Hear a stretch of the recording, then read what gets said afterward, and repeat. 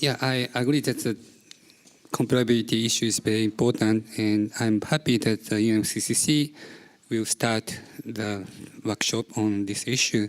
But as a researcher, I've been working on this issue many years, and there's so many ways of calculating, analyzing the comparability, and also it depends on your, if you think about historical responsibility, the total is the picture will change. So in that sense, I'm a bit pessimistic about reaching any agreement, but better than nothing. So I really ask UNFCCC to enhance this, facilitate this research or this calculation. Having said that, another thing which might be important, especially for Japanese stakeholder, is legally bindness issue. The reason, because number is very difficult to say it is good or bad. For example, if you think about Chinese commitment, 45% emission reduction, intensity reduction, it's not almost impossible to analyze or assess whether it is good or bad. So another point which we have to think about, or I think many stakeholders in Japan are thinking, is whether Chinese government take that numbers as an international legally binded pledge or not. And at this moment, the Chinese government position is it's kind of voluntary pledge and not internationally legally binded. But that's the point I think people in Japan don't like it. So what do you think the difference between internationally binding pledge and domestically voluntary pledge in case of developing countries? That's my question to Christiana. Well, I think there are two ways to go about it. Either you first take on an internationally legally binding agreement and then you take it home and try to make that go into your national legislation, or you start the other way around and you have a nationally legally binding target, and then at some point you take it to the international level. So what we have now is that China has a nationally legally binding target, which is slightly different than what the United States has, that has no nationally legally binding target. Unless Japan is able to move forward with either its climate law or its energy law, we also don't have a nationally legally binding target in Japan. And of course, none of these countries have taken any of that to the international level. But I think what that means is that China is one step ahead. China has a nationally legally binding agreement, which neither the United States nor Japan have. So whether the US and Japan choose to first start with nationally legally binding and then take it internationally, or the other way around, is certainly a decision that each country has to make for itself. Ultimately, of course, the ideal is to have both a nationally legally binding as well as an international. Okay, then another question on, again, legally status of the commitment. Some people say protocol is much better than just COP decision. And so, and the reason some Japanese stakeholders asking for single new protocol under convention. But at the same time, realistically speaking, there is alternative to single protocol framework that would be one extension KP and COP decision under LCA. But some people argue COP decision under LCA is not legally binding, it's not effective, so it means nothing. So what do you think about that kind of argument?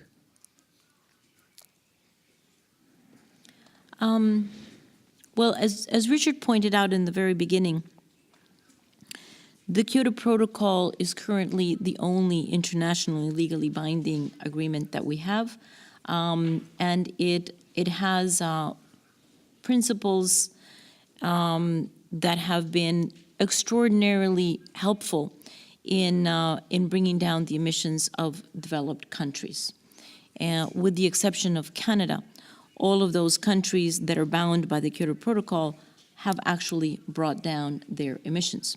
In fact, if I understand it correctly, Japan has already met its Kyoto Protocol target and doesn't even have to access the flexibility mechanisms anymore, and this is a year ahead of time. So,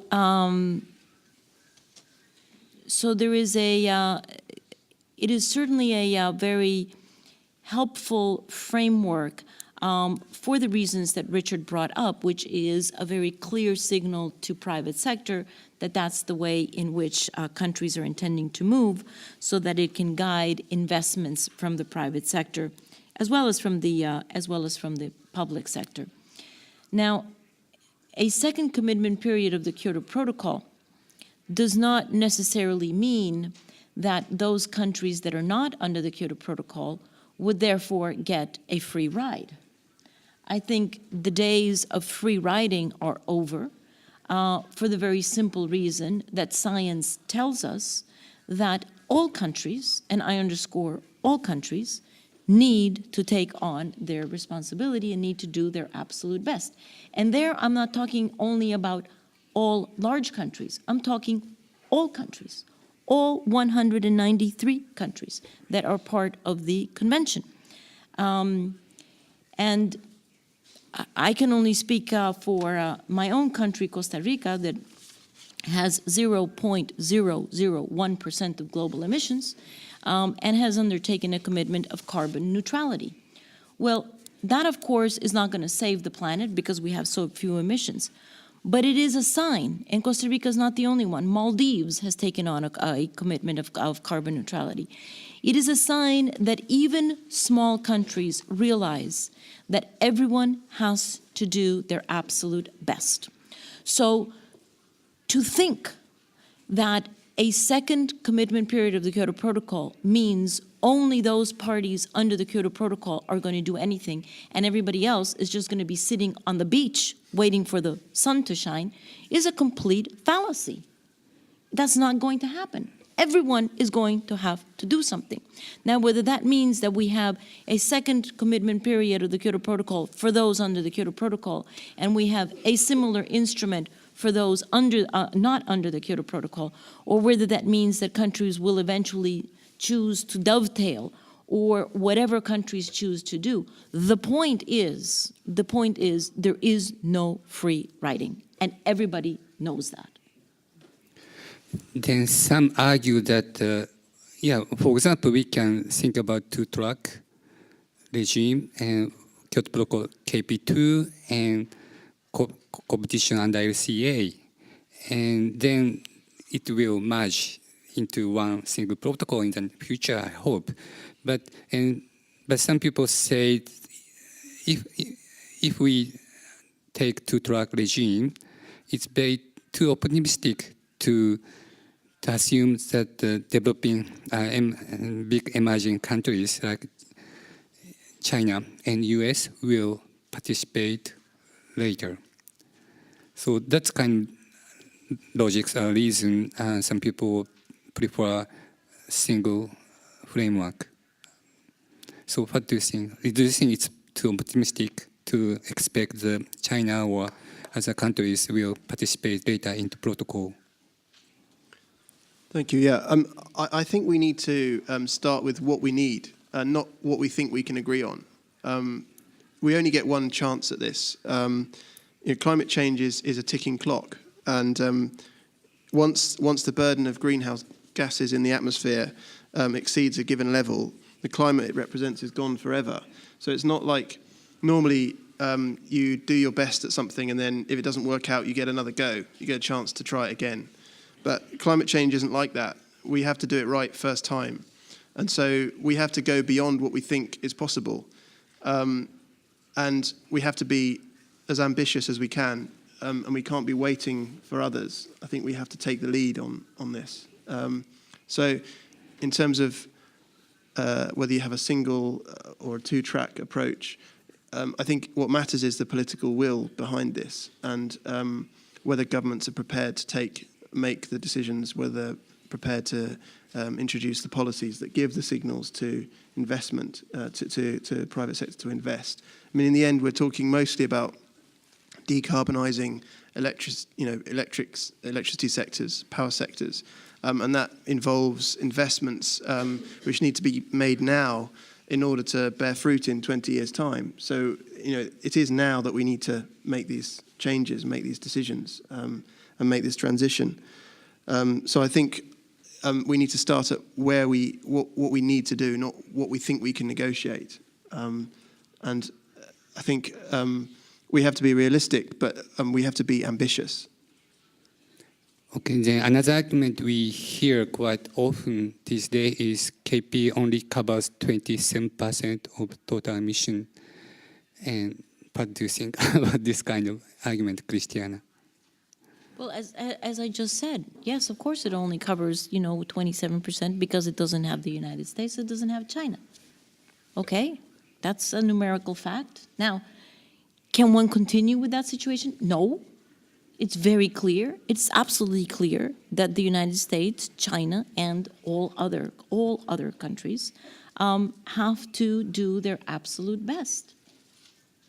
But as I said before, I think we have to really break out of this very simplistic thinking that a second commitment period of the Kyoto Protocol would automatically result in an exemption of responsibility for all those countries not covered by the Kyoto Protocol. I don't think there's anybody that would reasonably argue that way, because it's just